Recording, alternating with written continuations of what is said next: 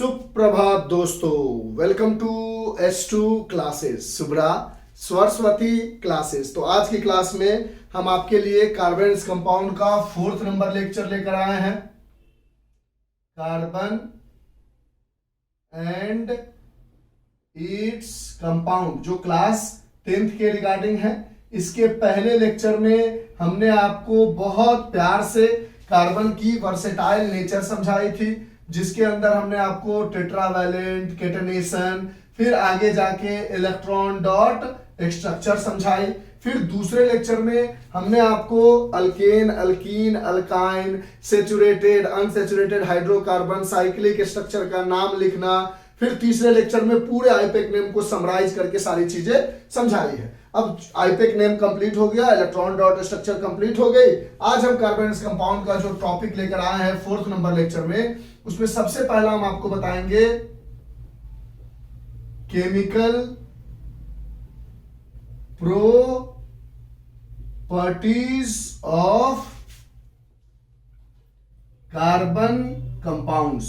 Carbon से बने हुए कंपाउंड्स की क्या क्या केमिकल प्रॉपर्टीज है। आपके बुक में 4 केमिकल प्रॉपर्टीज दी गई है। सबसे पहला कंबसन दिया गया है, दूसरा ऑक्सीडेशन दी गई है, तीसरा एडिशन दी गई है और चौथी सब्स्टिट्यूशन रिएक्शन दी गई है। यानी ये चारों केमिकल प्रॉपर्टीज बताएंगे। उसके बाद पेज नंबर जो है हमारा 71 में, ये टॉपिक खत्म होने के बाद पेज नंबर 71 में question number first in text का और सेकंड बताएंगे। फिर आगे बढ़ेंगे इसी वीडियो के अंदर और हम आपको बताएंगे फिजिकल एंड केमिकल प्रॉपर्टीज,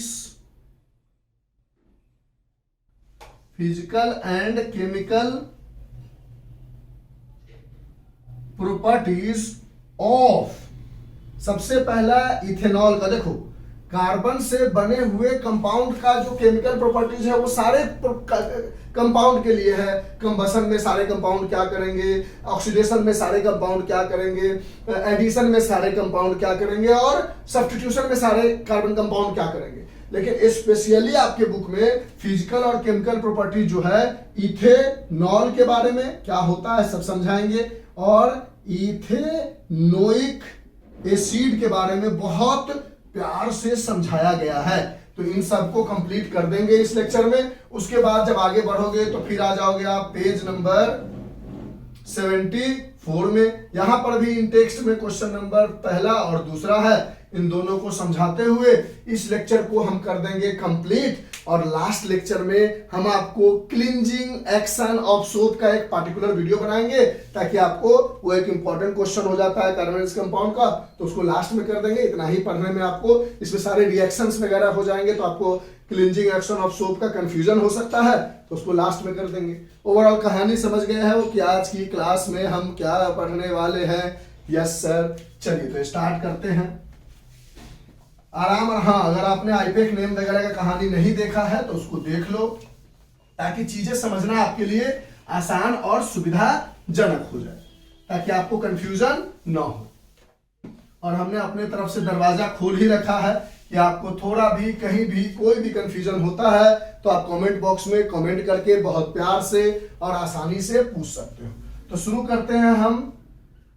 पहला topic chemical properties of carbon compounds.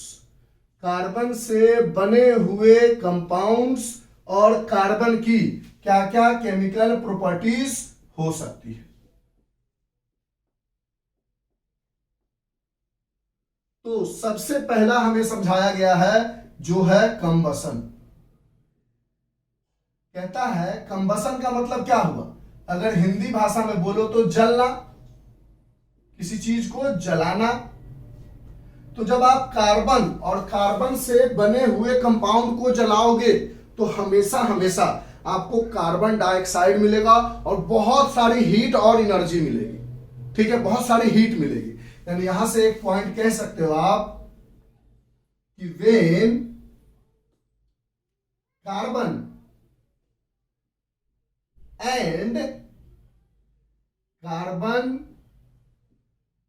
Containing compounds. अब इसी चीज को बहुत आसान तरीके से एनसीईआरटी में दे दिया गया है, व्हेन कार्बन एंड, इसी चीज को दे दिया गया है एंड इट्स एलोट्रॉप्स। इसका मतलब वही होता है, एलोट्रॉप्स का मतलब होता है जो इसी से बना हो। तो आप ऐसे बोल सकते हो carbon and carbon containing compound, या when carbon and its allotropes burns it always gives carbon dioxide. जब भी कार्बन और कार्बन से बनने वाली कंपाउंड बर्न की जाएगी तो वो हमेशा आपको क्या देगी, कार्बन डाइऑक्साइड देगी। उसके साथ साथ with the evolve of heat, साथ ही साथ हीट एंड एनर्जी का इवोल्यूशन होगा। देखते हो कोई भी लकड़ी वगैरह जलाते हो, किसी भी चीज को, कार्बन कंटेनिंग कंपाउंड को जलाते हो, फ्यूल वगैरह, पेट्रोलियम वगैरह, तो क्या निकलता है उससे, हीट निकलता है। इसके एग्जांपल लिखो तो अगर आप कार्बन को ऑक्सीजन के प्रेजेंस में, किसी चीज को बर्न करना है, किसी चीज को बर्न, कंबसन मतलब बर्न, अगर किसी चीज को बर्न करना है भैया तो ऑक्सीजन की जरूरत होगी। For burning anything we need oxygen. ये नोट पॉइंट में लिख लो, आप जानते भी होगा। फॉर बर्निंग एनीथिंग, किसी भी चीज को जलाने के लिए, वी नीड ऑक्सीजन, हमें ऑक्सीजन चाहिए। तो जैसे ही कंबसन की बात हो गई, जब कार्बन या उससे बनने वाली कंपाउंड को जलाया जाएगा तो ऑक्सीजन चाहिए। जैसे ही जलाओगे, हीट करोगे, ऑक्सीजन मिल गया, यानी हीट किया तो ये बना लेगा कार्बन डाइऑक्साइड तो बनाएगा, और साथ ही साथ हीट एंड एनर्जी निकलेगा। उसी तरह अगर मान लो पहला चीज ले लेते हो कार्बन कंटेनिंग कंपाउंड का अल्केन, यानी ये क्या है हमारा CH4, एक कार्बन है तो मेथ, सिंगल बॉन्ड है तो एन। मीथेन को जब आप जलाओगे, हीट करोगे इन प्रेजेंस ऑफ ऑक्सीजन, तो ये भी कार्बन डाइऑक्साइड बनाएगा, क्योंकि हाइड्रोजन है तो वाटर का भी निकलेगा बाहर, और साथ ही साथ बहुत सारी हीट एंड एनर्जी आपको मिल जाएगी। उसी तरह एक एग्जांपल और पकड़ लेते हैं अल्कोहल का, CH3 CH2OH। इसका दो नाम हो सकता है, एक इसको लोग कहते हैं इथेनॉल, और इथेनॉल जो है कैसे नाम लिखा, तो देखो एक दो कार्बन, तो दो कार्बन को कहते हैं एथ। कार्बन कार्बन के बीच में सिंगल बॉन्ड होगा, इस तरह स्ट्रक्चर बना के देख लो, यहां हाइड्रोजन, यहां हाइड्रोजन, यहां हाइड्रोजन, दूसरे कार्बन के पास दो हाइड्रोजन इधर, एक हाइड्रोजन इधर, और OH इधर, यानी एक दो तीन बॉन्ड है तो सिंगल बॉन्ड होगा, यानी कार्बन कार्बन के बीच में सिंगल बॉन्ड है यानी एन, और पहले नंबर पे अल्कोहल है तो नाम क्या बोलोगे, N1 ऑल, और ये नहीं होना चाहिए तो इसका नाम क्या हो गया, इथेनॉल, और इसी को दूसरी भाषा में क्या कहते हैं, एल्कोहल भी कहते हैं। ये बात हमने आपको लास्ट क्लास में ऑलरेडी पढ़ाई भी है, फिर भी थोड़ा सा समझा दिया। तो कहता है जब कार्बन या कार्बन कंटेनिंग कंपाउंड को जलाओगे, जैसे कार्बन को जलाया, जैसे मीथेन को जलाया, जैसे इथेनॉल या अल्कोहल को जलाया, तो ये हीट जैसे ही किया आपने तो ये कार्बन डाइऑक्साइड दे देगा, और क्योंकि हाइड्रोजन है तो वाटर भी देगा, और साथ ही साथ हीट एंड एनर्जी का इवोल्यूशन देगा। इसमें से कोई भी दो एग्जांपल याद कर लो, अब कुछ भी दे दे, अगर मान लो यही याद नहीं है आपको, कुछ भी दे दे, जैसे सपोज करो C3H 3×6 दे दे प्लस O2, तो आप लिख लोगे CO2 plus H2O plus heat and energy. कुछ भी आप एग्जांपल ले सकते, जरूरी नहीं यही एग्जांपल याद करो, एनसीईआरटी में ये एग्जांपल था इसलिए हमने समझाया। कोई भी यहां पर कार्बन कंटेनिंग कंपाउंड ले लो, सर अल्केन का ही लेंगे सिर्फ, जरूरी नहीं है, अल्कीन का भी ले सकते हो, अल्काइन का भी ले सकते हो। मान लो आपने अल्कीन का लिया C4 और H, तो अल्कीन के लिए होता है 4 दूना 8, यानी डबल होता है तो 8। फिर ऑक्सीजन लो, उसको हीट करो, हीट करना था, हीट करोगे तो ये भी कार्बन डाइऑक्साइड देगा और वाटर देगा, और साथ ही साथ बहुत सारा हीट एंड एनर्जी देगा। यानी जरूरी नहीं है कि एनसीईआरटी के दिए गए यही 3 एग्जांपल याद करें, कुछ भी याद कर लोगे तो आपका काम हो जाएगा। समझ में आई बात? अगर मान लो अल्काइन लेते आप, जैसे मान लो C5, 5 दूना 10 और -2 करते हैं तो H8, और इसको ऑक्सीजन दोगे तो ये भी क्या बनाएगा? CO2, क्योंकि हाइड्रोजन है। पहले वाले में सिर्फ कार्बन था इसलिए वाटर नहीं निकला, क्योंकि हाइड्रोजन है तो CO2 plus H2O plus heat and energy मिल जाएगी। यानी कोई भी कार्बन कंटेनिंग कंपाउंड ले लो, वो या तो अल्केन का हो सकता है या अल्कीन का हो सकता है या अल्कोहल वगैरह, कुछ भी कार्बन कंटेनिंग कंपाउंड लोगे, उसको जलाओगे तो वो कार्बन डाइऑक्साइड, और अगर हाइड्रोजन है उस कार्बन कंटेनिंग कंपाउंड में तो वाटर, और साथ ही साथ हीट एंड एनर्जी का इवोल्यूशन करेगा। बात समझ में आई? श्योर शॉर्ट लिख लो इसको। अब इसमें एक नोट पॉइंट लिखवाएंगे कि जब सेचुरेटेड हाइड्रोकार्बन जलेगा तो बहुत अच्छा फ्लेम आएगा, क्लीन फ्लेम आएगा, और जब अनसेचुरेटेड हाइड्रोकार्बन जलेगा तो धुआं भी साथ में आएगा। ठीक है? Yellow flame with smoke. देखते हो ना, अगर कभी कोई अनसेचुरेटेड जैसे लकड़ी वगैरह को जला के देखते हो, किरोसिन ऑयल, पहले स्टोव वगैरह में किरोसिन ऑयल, आप लोग तो नए जमाने के बच्चे हो, स्टोव देखा नहीं होगा, पहले स्टोव जलाते थे तो बर्तन के नीचे काली काली परत जल जाती थी। इसका मतलब क्या था? या तो वो अनसेचुरेटेड हाइड्रोकार्बन है या उसको इनसफिशिएंट ऑक्सीजन में जलाते। पहले ये बात लिखो, फिर उसको समझाते हैं उन सब चीजों को। फास्ट लिखो। एग्जांपल याद करने की जरूरत नहीं कि यही 3 एग्जांपल याद करेंगे, बिल्कुल नहीं। कोई भी कार्बन कंटेनिंग कंपाउंड ले लो, अल्केन ले लो, अल्काइन ले लो, अल्कीन ले लो, और उसको ऑक्सीजन के प्रेजेंस में हीट करोगे तो कार्बन डाइऑक्साइड, अगर हाइड्रोजन है उसमें तो वाटर, और प्लस हीट एंड एनर्जी देगा। कोई भी एग्जांपल याद कर लोगे। अब इसकी कुछ नोट पॉइंट लिखवाते हैं। लिखो इसको फास्ट। लिख लिया? अब देखो यहां से हम थोड़ा सा ये वाला पोर्शन को हटा देते हैं। ऊपर में जो डिफिनेशन लिखा है एग्जांपल रहने देते हैं कि when carbon and carbon containing compounds and its allotropes bond, it always gives carbon dioxide with evolution of heat and energy.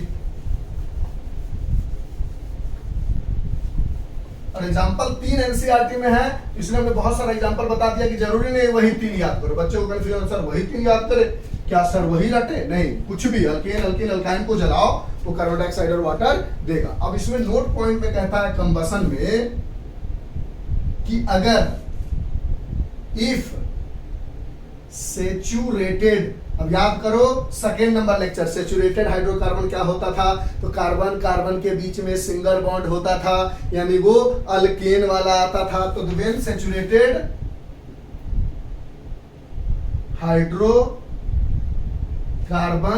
Bonds, अगर सेचुरेटेड हाइड्रोकार्बन को जलाओगे in presence of sufficient oxygen, तब तक नीचे वाला लिखते चलो आप लोग, हम मिटाएंगे भी। In present of sufficient oxygen, जितने ऑक्सीजन की जरूरत है, अगर उस प्रेजेंस में, if saturated hydrocarbon bonds in presence of sufficient oxygen, it Burns with clean flame without smoke. बिना किसी स्मोक के एक बहुत अच्छी क्लीन फ्लेम मिलेगी। लेकिन अगर if unsaturated hydrocarbon Burns either in the presence of sufficient oxygen, भले उसको सफिशिएंट ऑक्सीजन दे दो, still it will burn with yellow flame with smoke. If unsaturated मतलब अल्कीन और अल्काइन, जहां पे डबल बॉन्ड या ट्रिपल बॉन्ड हो। तो if unsaturated hydrocarbon bonds even in presence, इसको नीचे वाला लिख लिया, हटा दे, कि नीचे वाला रिएक्शन लिख लो जो भी इसमें से जरूरत है आपको। लिख लो लिख लो लिख लो लिख लो, लिख लिया। जरूरी नहीं है कि एक ही कोई एग्जांपल याद करना, कोई भी रख सकते हो, इसलिए हमने इतना सारा एग्जांपल बोल दिया। अब आपके पास 50 एग्जांपल हो सकता है। ठीक है? तो if saturated hydrocarbon Burns in presence of sufficient oxygen, it Burns with clean flame with smoke, without smoke, sorry with लिख दिया, without smoke. If unsaturated hydrocarbon Burns even in presence of sufficient oxygen, उसको भले ही sufficient oxygen दे दो, even in presence of sufficient oxygen, it Burns with yellow flame, ये yellow flame देता हुआ जलेगा along with, साथ ही साथ स्मोक भी देगा। ठीक है, और नोट पॉइंट में लिख लो कि अगर आप सेचुरेटेड को भी, इफ अगर मान लो सेचुरेटेड है और उसको ऑक्सीजन मिल नहीं रहा है तो पूरा जल नहीं पाएगा ना, क्योंकि जितना ऑक्सीजन चाहिए जलने के लिए उतना अगर सेचुरेटेड को भी नहीं मिलेगा तो वो जल नहीं पाएगा। तो इफ सेचुरेटेड, समझाते हैं, अगर कंफ्यूजन है तो समझाते हैं। Hydrocarbon Burns in insufficient, not sufficient, insufficient oxygen, it also produces smoke. क्या कहा हमने? हमने बोला कंबसन मतलब कोई भी अल्केन उठा लो C3H8, या अल्काइन उठा लो C3, अल्कीन उठा लो C3H6, या अल्काइन उठा लो C3H4, कुछ भी उठा लो, उसको ऑक्सीजन के प्रेजेंस में जलाओ, कार्बन डाइऑक्साइड देगा और हाइड्रोजन सब में है, जिसमें है वो वाटर देगा और हीट एंड एनर्जी देगा, यही है कंबसन।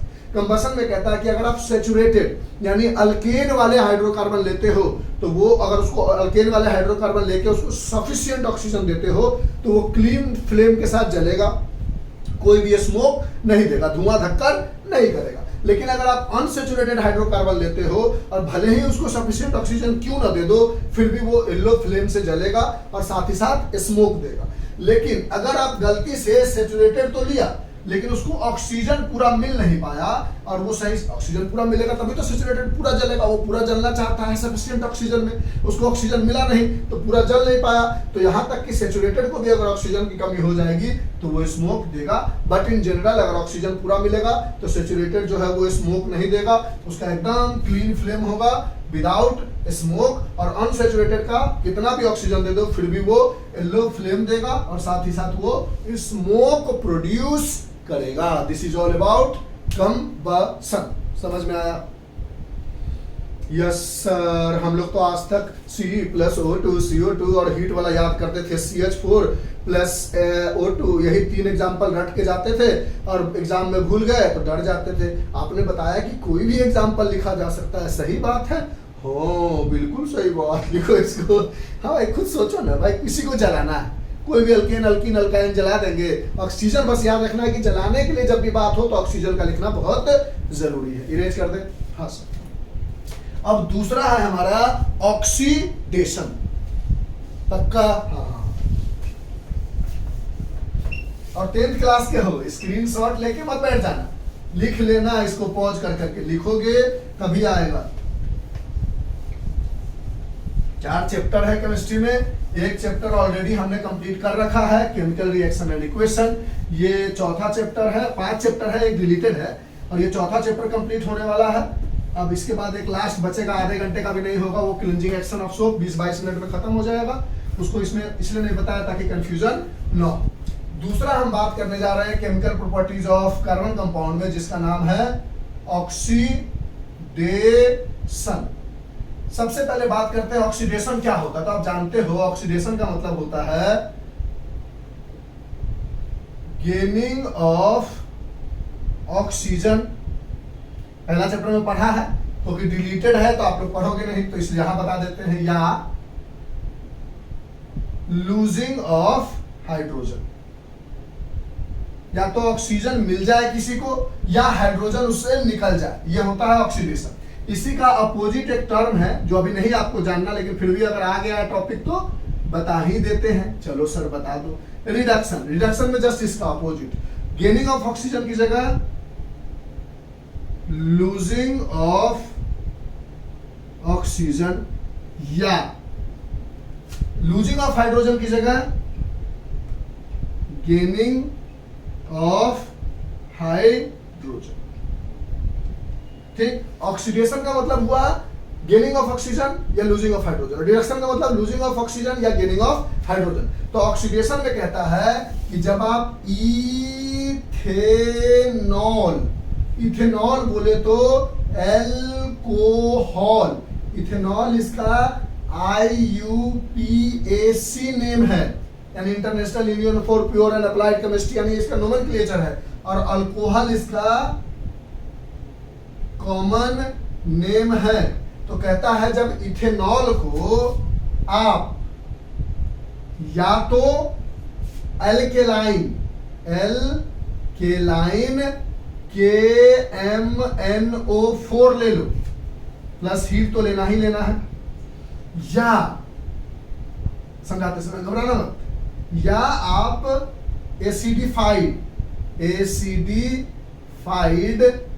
K2Cr2O7 ले लो।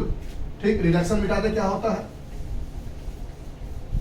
तो ये आपको बना के दे देगा इथेनोइक एसिड, जिसको हम दूसरी भाषा में कार्बोक्सिलिक एसिड भी कहते हैं, जिसको तीसरी भाषा में हम एसिटिक एसिड भी कहते हैं।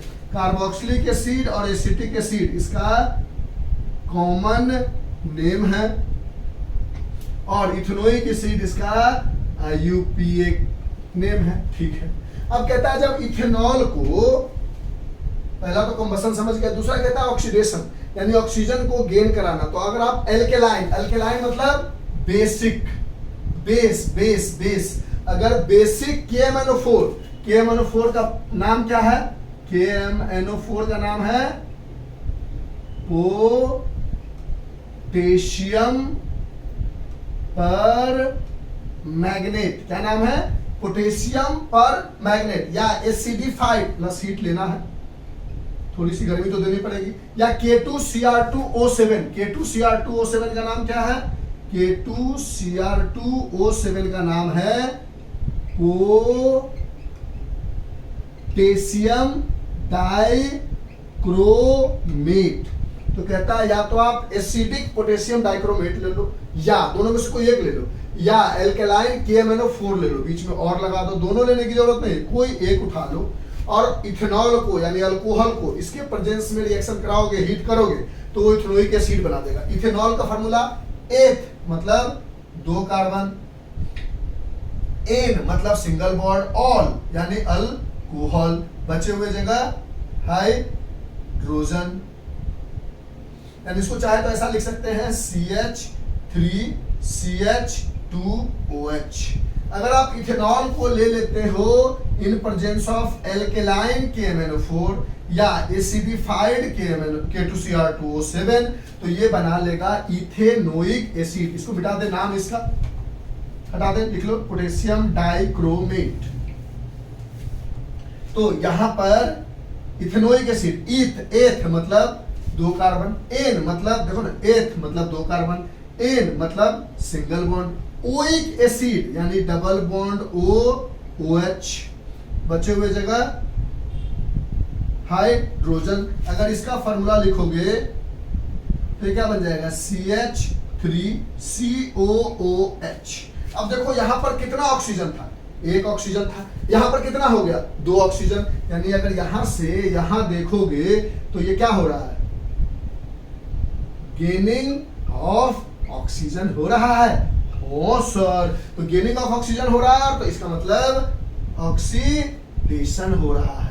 और किसकी वजह से ऑक्सीडेशन हो रहा है, या तो अल्केलाइन KMnO4 या एसिडिफाइड K2Cr2O7, और जिसकी वजह से ऑक्सीडेशन हो रहा है उसको कहते हैं ऑक्सीडाइजिंग एजेंट। फिर से, जिसकी वजह से ऑक्सीडेशन हो रहा है उसको कहते हैं ऑक्सीडाइजिंग एजेंट। पहले इसको लिखो, घबराने की जरूरत नहीं है। हमने बोला ऑक्सीडेशन का मतलब होता है गेनिंग ऑफ ऑक्सीजन या लूजिंग ऑफ हाइड्रोजन। ठीक है सर, इसको हटा दे, गेनिंग ऑफ ऑक्सीजन या लूजिंग ऑफ हाइड्रोजन, इसका भी नाम हटा दे, KMnO4 मतलब पोटेशियम पर मैग्नेट। तो कहता है ऑक्सीडेशन में एक रिएक्शन दिया गया है कि जब आप इथेनॉल को लोगे, किसको लोगे, इथेनॉल को लोगे, यानी जिसका आईपेक नेम इथेनॉल है, इथेनॉल का फार्मूला है CH3CH2OH, कैसे पहुंचे समझ गए, जिसको अल्कोहल भी कहते हैं। और अगर इसको एल्केलाइन KMnO4 या एसिडिफाइड K2Cr2O7 के प्रेजेंस में हीट करोगे ना, तो इथेनॉल जो है वो कन्वर्ट कर जाएगा किसमें, इथेनोइक एसिड में। और इथेनॉल से इथेनोइक एसिड का फार्मूला देखा तो बोला इसमें 1 ऑक्सीजन है, इसमें 2 ऑक्सीजन है, यानी गेनिंग ऑफ ऑक्सीजन हुआ, यानी ऑक्सीडेशन हुआ। किसकी वजह से हुआ, due to oxidation is here due to alkaline KMnO4 और एसिडिफाइड K2Cr2O7, इन दोनों की वजह से ऑक्सीडेशन हुआ, so this two are called oxidising agent. So these two are called oxidizing agent। अब सवाल उठता है ऑक्सीडाइजिंग एजेंट का क्या मतलब है। Oxidising agent are those which oxidises other and reduced itself, जो खुद को रिड्यूस कर ले और दूसरे को ऑक्सीडाइज कर दे। यानी ऑक्सीडाइजिंग एजेंट का फॉर्मूला लिखोगे, ऑक्सीडाइजिंग एजेंट का डिफिनीशन लिखोगे तो इसका मतलब हुआ which oxidises others and reduced itself. तो बहुत ही इंपॉर्टेंट क्वेश्चन बनेगा कि नेम दी ऑक्सीडाइजिंग एजेंट। तो याद कर लो, when alcohol react in presence of alkaline यानी बेसिक पोटेशियम परमैंगनेट KMnO4 और acidified K2Cr2O7 that is potassium dichromate, then ethanol is converted to ethanoic acid, and for this conversion there is a gaining of oxygen, and as we know that gaining of oxygen is oxidation, so alkaline KMnO4 and acidified K2Cr2O7 are oxidizing agent। यानी दो oxidising agent है। Question पूछ देगा right what are oxidising agent, question भी NCERT में, या name to oxidising agent. तो लिख लो एल्केलाइन KMnO4 और एसिडिफाइड K2Cr2O7। तो ये ऑक्सीडेशन भी खत्म हुआ। अब हम आते हैं एडिशन रिएक्शन पर। इसमें से जो भी बातें लिखनी है लिख लो, एकदम बिल्कुल कंफ्यूज मत करना है, हर बात को पकड़ के चलना है। ऑक्सीडाइजिंग एजेंट का टर्म तो दिमाग में रख लेना है, ठीक है। लिखो इसको, यहां से यहाँ कैसे पहुंचे सब जान से समझाया ताकि आईपेक नेम भी समझ में आए। Okay sir, thank you. लिखो इसको, फास्ट लिखो, फिर आगे बढ़ते हैं। लिख लिया? तो इस तरह से ऑक्सीडेशन और कंबसन आपको समझ में आया होगा, झूठ नहीं आया सर। इरेज कर दे।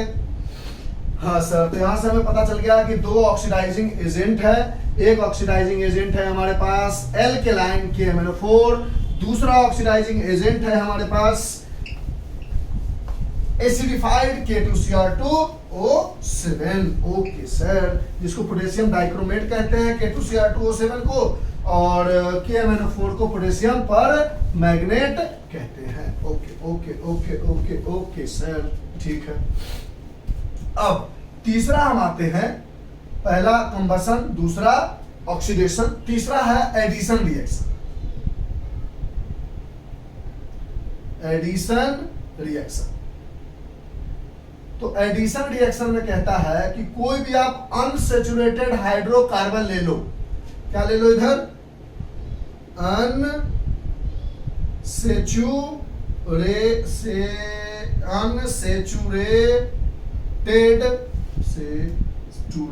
अनसैचुरेटेड हाइड्रोकार्बन ले लो, हाइड्रोकार्बन ले लो, और उसको अनसैचुरेटेड हाइड्रोकार्बन मतलब या तो एल्कीन ले लो या तो एल्काइन ले लो। और कोई भी अनसैचुरेटेड हाइड्रोकार्बन को लोगे और उसको अगर आप निकल, जिसको Ni से डिनोट करते हैं, या पैलेडियम कैटालिस्ट के प्रेजेंस में, पैलेडियम Pb के प्रेजेंस में हाइड्रोजन ऐड करोगे, क्या करोगे?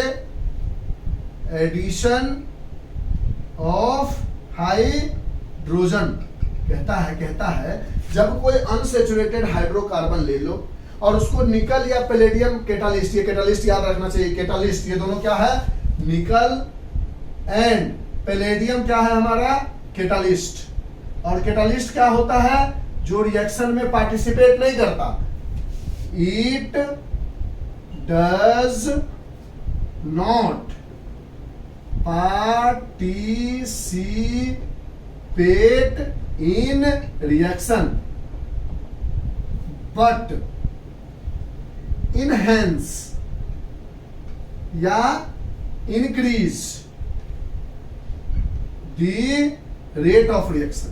यानी रिएक्शन में पार्टिसिपेट नहीं करता, लेकिन रिएक्शन को फास्ट कर देता है, या जो रिएक्शन नहीं होने वाला है, यानी रिएक्शन में पार्टिसिपेट खुद अपने आप को अलग रखे, लेकिन जो चीज नहीं होने वाला है, जैसे मान लो आप हम हैं और सपोज कर लो आप हो, और हम दोनों में हो गई दुश्मनी, तो मान लो प्रभात है और सपोज कर लो मोहन है या सोहन है या रोहन है या अनुपम है या क्षितिज है, कोई बगल में है, उससे मान लो प्रभात और क्षितिज में दुश्मनी हो गई, तो बीच में अनुपम आया और बोला अरे क्षितिज क्यों दुश्मनी करते हो, दोस्ती कर लो, हमें समझाया और हम दोनों को मिला दिया, और फिर वो अपने काम में चला गया। यानी कैटलिस्ट ऐसा है कि जो दो चीजों को आपस में होने में मदद करता है, इंक्रीज रेट ऑफ रिएक्शन को बढ़ा देना, घटा देना, जो जरूरत है वो काम करके खुद चला जाता है, यानी खुद पार्टिसिपेट नहीं करता, it does not participate in reaction but enhance या increase the rate of reaction. तो जैसे ही आप अनसैचुरेटेड हाइड्रोकार्बन जैसे अल्कीन या अल्काइन लोगे और निकल और पैलेडियम कैटालिस्ट के प्रेजेंस में रखोगे तो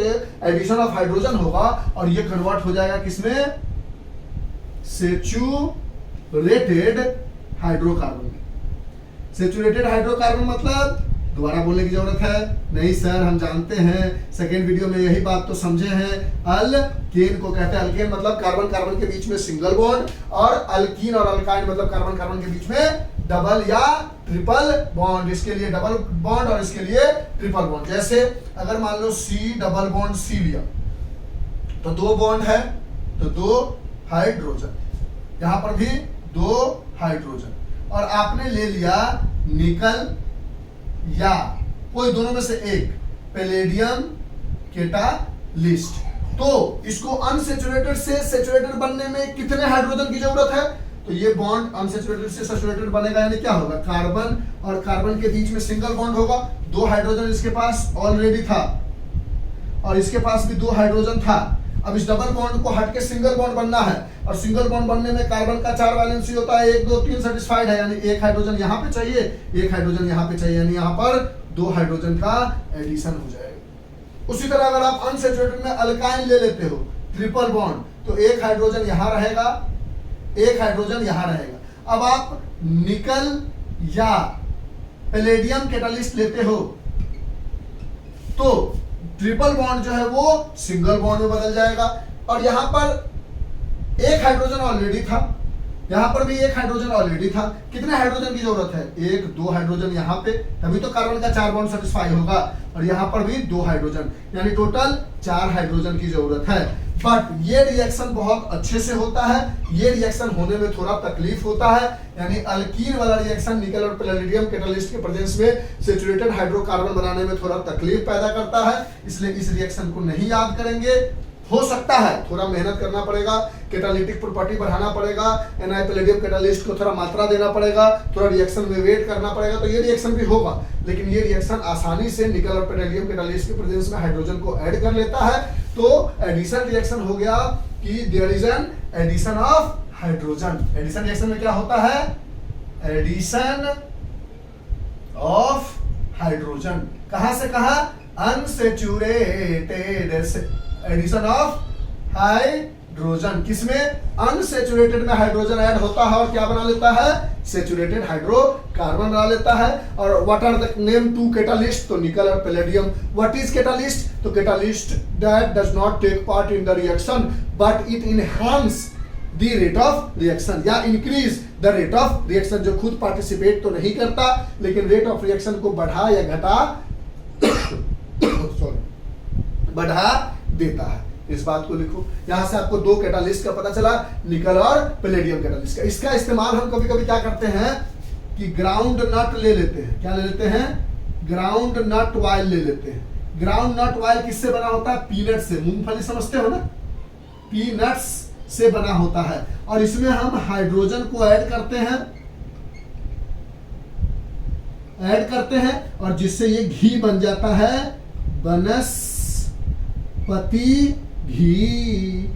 यानी ग्राउंडनट ऑयल को घी में बनाने के लिए हम इस रिएक्शन का इस्तेमाल कर सकते हैं। ग्राउंडनट ऑयल जो होता है वो अनसैचुरेटेड हाइड्रोकार्बन होता है, उसमें हाइड्रोजन को ऐड करके वनस्पति घी बना लेते हैं, ठीक है। लेकिन हमारे हेल्थ के लिए, for our health, unsaturated oil is good. Saturated oil नहीं। जब हाइड्रोजन, जानते हो ना, एक बात तो आप बचपन से पढ़ते आए हो कि हाइड्रोजन जो होता है वो टॉक्सिक इन नेचर होता है, और जैसे जैसे हाइड्रोजन ऐड करोगे टॉक्सिसिटी बढ़ता चला जाएगा, तो वो चीजें खराब होती चली जाएगी। यानी यहाँ से आपने देखा कि एडिशन रिएक्शन में एडिशन ऑफ हाइड्रोजन होता है, किसमें, सैचुरेटेड हाइड्रोकार्बन में। जब निकल और पैलेडियम कैटालिस्ट लेते हैं, अनसैचुरेटेड हाइड्रोकार्बन में जब निकल और पैलेडियम कैटालिस्ट लेते हैं तो सैचुरेटेड हाइड्रोकार्बन बना लेता है। जैसे हमने यहाँ पर अल्कीन इथीन लिया है निकल और पैलेडियम कैटालिस्ट के प्रेजेंस में, तो ये ईथेन बना लिया है। जैसे यहाँ पर हमने इथाइन लिया था तो ये भी इथेन बन गया था, लेकिन ये इतना ज्यादा अच्छे से नहीं हो पाता, इसलिए हम अल्कीन का ही लेके चलते हैं। और इसका इस्तेमाल हम ग्राउंडनट ऑयल में हाइड्रोजन ऐड करके वनस्पति घी में, इसका अगर यूज पूछ दिया जाए एग्जाम में, what is the use of addition reaction, तो बोलोगे कि हम ग्राउंडनट ऑयल बोले तो पीनट से बनने वाला तेल में हाइड्रोजन ऐड करके उसको वनस्पति घी बना लेते हैं। ठीक है, लिख लो इस बात को। फिर हम लास्ट रिएक्शन पे आते हैं, दैट इज सब्स्टिट्यूशन रिएक्शन, और आराम से चीजें पकड़ में आ जाएगी। लिख लिया तो यूजेज में आ गया। और उसके अलावा आप बताओ कि ऑयल खाना पसंद करोगे या वनस्पति घी? नहीं, घी कभी भी हमारे बॉडी के लिए फायदा नहीं होता। तो चाहो तो ये पॉइंट जोड़ लो कि वेजिटेबल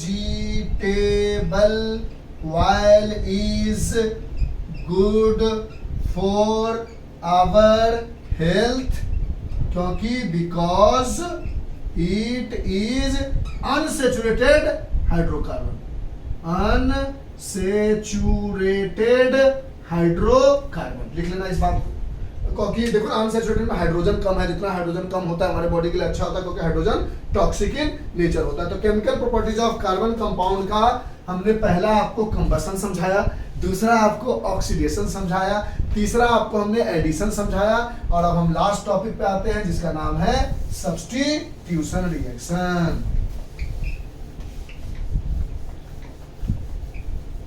तो इस तरह से आपने यहां से 2-3 बातें सीखी। हर बात को लिखोगे, समझोगे, जानोगे तो धीरे धीरे आपको प्रॉब्लम नहीं होगी।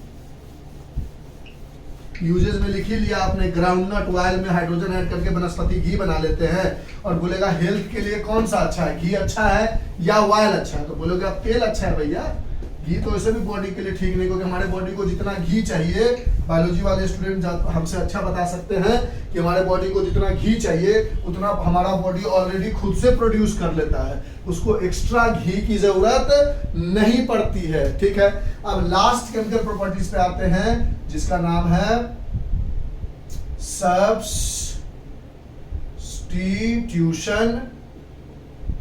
रिएक्शन। क्या नाम है? Substitution reaction. तो सब्स्टिट्यूशन रिएक्शन में हम यूज करते हैं, मार्कर चेंज कर लेते हैं, थोड़ा सा डार्क कलर नहीं आ रहा है, तो वी यूज सैचुरेटेड हाइड्रोकार्बन। क्या यूज करते हैं? सैचुरेटेड हाइड्रोकार्बन यानी अल्केन। तो कहता है कि सब्स्टिट्यूशन रिएक्शन में सैचुरेटेड हाइड्रोकार्बन यूज करना है, लेकिन प्रॉब्लम ये है कि saturated hydrocarbon is highly unreactive even in presence of catalyst, even in presence of catalyst. अगर आप कोई कैटालिस्ट ले भी आते हो तब भी अनसैचुरेटेड हाइड्रोकार्बन बहुत कम रिएक्ट करता है।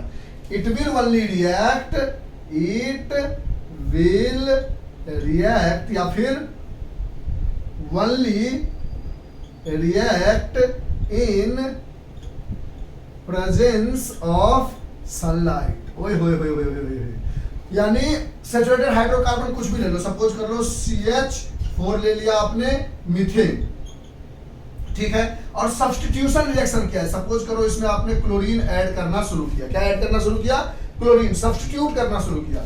तो आप देखोगे कि ये किसी भी कैटालिस्ट के प्रेजेंस में रिएक्ट नहीं करेगा, लेकिन जैसे ही आप सनलाइट ले आओगे, सनलाइट लिखो या H-म्यू लिखो या फोटोन लिखो, ये इसलिए ऐसा होता है कि सनलाइट के प्रेजेंस, सनलाइट जो है हमेशा एक एनर्जी पार्टिकल के रूप में फोटोन एनर्जी देता है, और वो एनर्जी जो है CH4 को थोड़ा सा धूप दिखा दो और उसको ले आओ तो रिएक्शन बहुत फास्ट होने लगेगा। यानी सनलाइट के प्रेजेंस में रिएक्शन बहुत फास्ट होने लगता है। और ये रिएक्शन होगा ऐसा, पहले एक हाइड्रोजन हटेगा, ठीक, और Cl जुड़ जाएगा, जुड़ा, और HCl बाहर निकल जाएगा। लेकिन ये रिएक्शन यही नहीं रुकेगा, क्या होगा, अपने आप होता चला जाएगा यहां से फिर, क्योंकि Cl2 बहुत सारा है ना, ऐसा तो नहीं Cl2 दिखने का मतलब 2 ही Cl2 उठाने का मतलब है इतना भी Cl ले लिया तो 1 लाख मॉलिक्यूल्स है ना उसके अंदर, इतना भी उठा लिया तो इतना पाउडर ले लिया Cl2 का, क्लोरीन का, बहुत सारे क्लोरीन है ना, तो कुछ क्लोरीन इससे रिएक्ट करके ऐसा बनाया, फिर यहाँ पर Cl2 आया, फिर क्या किया उन्होंने, एक और हाइड्रोजन हटाया, CH2 Cl2 बनाया, फिर HCl बना लिया, फिर एक और Cl2 आया, और ये तब तक होता रहता है, तब तक होता रहता है, तब तक होता रहता है, जब तक सारे के सारे हाइड्रोजन निकल न जाए, जब तक सारे के सारे हाइड्रोजन निकल न जाए, और लास्ट में CCl4 बना के HCl बाहर निकाल लेता है। यानी रिएक्शन शुरू करोगे यहाँ से, खत्म हो जाएगा यहाँ पर। तो इसीलिए ये जो सब्स्टिट्यूशन रिएक्शन है CH4 का क्लोरीन के साथ, हम इसका इस्तेमाल लेबोरेटरी में नहीं करते हैं। It can not be done in laboratory. Laboratory में काहे नहीं करते हैं, क्योंकि अगर मान लो हमें ये चाहिए, इसका नाम क्या होगा, मिथाइल क्लोराइड। अब हमें किसी ने बोला कि मीथेन ले लो और क्लोरीन से रिएक्शन करा के मिथाइल क्लोराइड हो। जैसे हमने मीथेन लिया, क्लोरीन डाला, ये बन के आ गया कार्बन टेट्रा क्लोराइड, इसका नाम है कार्बन टेट्रा क्लोराइड। हम इसको रोक ही नहीं पा रहे हैं, तो इसीलिए इसको रोकने के लिए इंडस्ट्रीज में दिस रिएक्शन इज ओनली ईट, या फिर this reaction is done only in industries. इसलिए क्योंकि इंडस्ट्रीज में बहुत सारे इक्विपमेंट होते हैं, अगर आपको ये प्रोडक्ट चाहिए तो रिएक्शन को यहीं रोक दिया जाएगा उस इक्विपमेंट का यूज करके। तो इससे आपको फायदा ये होगा कि आप कहोगे सब्स्टिट्यूशन रिएक्शन में होता है, जब हम अनसैचुरेटेड हाइड्रोकार्बन लेते हो तो हाईली अनरिएक्टिव होता है, वो बहुत ज्यादा अनरिएक्टिव होता है, कोई भी कैटालिस्ट ले आओ रिएक्शन करेगा ही नहीं। सिर्फ वो रिएक्शन करेगा जब आप सनलाइट लेके आओगे, और जब सनलाइट लेके आओगे तो सब्स्टिट्यूशन रिएक्शन होगा, हाइड्रोजन को हटाएगा और क्लोरीन आएगा, सब्स्टिट्यूट करेगा, यानी हमें बाहर निकाल दिया और आप खुद अंदर आ गए, तो हाइड्रोजन को निकाला, क्लोरीन आया अंदर, और ये रिएक्शन धराधर होते होते सारे हाइड्रोजन बाहर निकाल के यहाँ पहुंच जाता है। इसलिए हम इसका इस्तेमाल लेबोरेटरी में नहीं कर पाते, क्योंकि लेबोरेटरी में हमें बनाना ये बन ये जाएगा, बनाना ये बन ये जाएगा, तो हम इंडस्ट्रीज में यूज करते ताकि ये बनाना हो तो यही बनाए। यहाँ पर आप थोड़ा सा एक पॉइंट इंडस्ट्रीज लिख के, और चाहोगे तो इस रिएक्शन में सिर्फ इतना बात लिख के चले आओगे सब्स्टिट्यूशन रिएक्शन, तो सही हो जाएगा, नीचे की चीजें लिखने की जरूरत नहीं है। लेकिन अगर आप लेबोरेटरी में करोगे तो पूरा नीचे तक लिखना पड़ेगा, इंडस्ट्रीज लिख दोगे तो सिर्फ ये लाइन लिख के आ जाना पड़ेगा। तो this is substitution reaction where chlorine is substituted and hydrogen is removed. Chlorine is substituted in presence of in the place of hydrogen. Hydrogen की जगह क्लोरीन सब्स्टिट्यूट होते सारे हाइड्रोजन को बाहर निकाल देता है, और ये CCl4 बन के रुकता है, यहाँ पे रुक नहीं पाता है, और इसी को कहते हैं सब्स्टिट्यूशन रिएक्शन। यहाँ तक अगर रोकना है हमें इसे, तो इसे हमें इंडस्ट्री में लेके जाना पड़ेगा, जहाँ पर बहुत सारे बड़े बड़े इक्विपमेंट है जो इस रिएक्शन को यहीं पे रोकने में मदद करेगा। मिथाइल क्लोराइड अगर हमें चाहिए तो मिथाइल क्लोराइड बनाने में मदद करेगा। यानी आपको ये रिएक्शन सिर्फ एग्जाम में इतना ही लिखना है, नीचे वाली बातें नहीं लिखनी है, बस यहाँ पर दिमाग लगा के थोड़ा सा इंडस्ट्रीज लिख देना, क्योंकि अगर लेबोरेटरी लिखोगे तो ये पूरा बात लिख के समझाना पड़ेगा। This is all about chemical properties of carbon compounds. पहला आपने देखा, सबसे पहला कंबसन, दूसरा आपने देखा ऑक्सीडेशन, तीसरा आपने देखा एडिशन, और चौथा आपने देखा सब्स्टिट्यूशन। कंबसन में जल के कार्बन डाइऑक्साइड और हीट और लाइट दे रहा था। ऑक्सीडेशन में इथेनॉल जो है वो इथेनोइक एसिड यानी गेनिंग ऑफ ऑक्सीजन कर रहा था, जहां पे ऑक्सीडाइजिंग एजेंट अल्केलाइन KMnO4 या एसिडिफाइड K2Cr2O7 था। एडिशन में अनसैचुरेटेड से सैचुरेटेड बना रहे थे, और जहां पर निकल और पैलेडियम कैटालिस्ट का इस्तेमाल कर रहे थे हाइड्रोजन को ऐड करने के लिए। और सब्स्टिट्यूशन में हम सनलाइट का इस्तेमाल कर रहे हैं ताकि क्लोरीन सब्स्टिट्यूट हो सके हाइड्रोजन की जगह पे, और इसका इस्तेमाल हम सिर्फ इंडस्ट्रीज में कर पाते हैं। लेबोरेटरी में करेंगे तो हम यहाँ तक पहुंचने की जगह यहाँ पर अपने आप पहुंच जाएंगे, क्योंकि सैचुरेटेड हाइड्रोकार्बन हाईली अनरिएक्टिव होता है, लेकिन सनलाइट के प्रेजेंस में इतना ज्यादा रिएक्टिव हो जाता है कि सारे हाइड्रोजन निकल के क्लोरीन जुड़ जाते हैं तो एक जगह रोकने के लिए हमें कहीं पर भी रोकने के लिए इंडस्ट्री का इस्तेमाल करना पड़ेगा। और ये chemical properties of carbon compound खत्म। अब हम physical and chemical properties of ethanol and ethanoic acid की बात करेंगे। इन सब बातों को लिख लो, अच्छे से समझ लो। अगर कोई डाउट रहता है तो आप पूछ लो, हम आगे बढ़ते हैं। लिखो फास्ट। इस पर कुछ क्वेश्चंस भी है, उसको भी समझाते हैं। लिख लो फास्ट। हमें ऐसा लगता है कि सिर्फ रिएक्शन ही है, तो इसको यहीं पे रोक के अगले वीडियो में बता देते हैं। पहले इतना पढ़ लो आप, फिर इसके जो 2 क्वेश्चन है उसको भी अगले में कर देते हैं, क्योंकि 45 मिनट हो गया। हमने अभी टाइम देखा तो 45 मिनट हो गया, और आप 10th क्लास में हो, थोड़ा बोर करोगे, फील करोगे ना कि अब 2-2 घंटे हो जाएगा, तो रिएक्शन वाला याद करना थोड़ा टफ हो जाता है समझना। तो ये chemical properties of carbon compounds पढ़ लो आप। उसके बाद हम नेक्स्ट में जो केमिकल प्रॉपर्टीज ऑफ कार्बन, इसका क्वेश्चंस कहाँ है, यहाँ पर देखो ना, ये 2 क्वेश्चन है। इसको हम अगले नेक्स्ट वीडियो में हम आपको समझा देंगे, और जो लाइन बाय लाइन पढ़ रहा होगा उसको प्रॉब्लम नहीं होगी। ठीक है, या इसी वीडियो में खत्म करें? नहीं, ठीक है, नेक्स्ट वीडियो में खत्म कर देते हैं। क्वेश्चन बताएंगे तो नेक्स्ट वीडियो में रिवीजन भी हो जाए। 1 घंटे बहुत हो जाते हैं 10th क्लास के लिए। पहले हमने शुरुआत में वीडियो 5-5 घंटे बना दिया। बहुत सारे बच्चों ने शिकायत की, सर 5 घंटे कौन पढ़ेगा, तो इसलिए हमें थोड़ा टाइम देख के भी करना पड़ता है। और अगर आप हमसे कंटिन्यूअसली पढ़ रहे हो तो आपको प्रॉब्लम भी नहीं होगी। अगर हम नेक्स्ट में डालेंगे तो इसके बाद जस्ट नेक्स्ट स्विफ्ट करोगे। ठीक है, तो पहला, दूसरा, तीसरा चौथा हो गया। अब हम आपको 5वें वीडियो पे आ जाएंगे, जस्ट इसके नेक्स्ट में। इसका जो बचा हुआ 2 क्वेश्चन है उसको समझाते हुए, ताकि उस क्वेश्चन को समझाएंगे तो पुरानी चीजें रिवाइज हो जाएगी, इसलिए नहीं बता रहे हैं। और इसके जस्ट नेक्स्ट वीडियो, उसी में वीडियो में physical and chemical properties of ethanol and ethanoic acid समझा देंगे। तो अभी के लिए इतना ही। Bye, have a nice day, enjoy, take care, stay home and stay safe. इसको अच्छे से लिख लो, समझ लो, और नेक्स्ट जस्ट अपलोड करते हैं हम।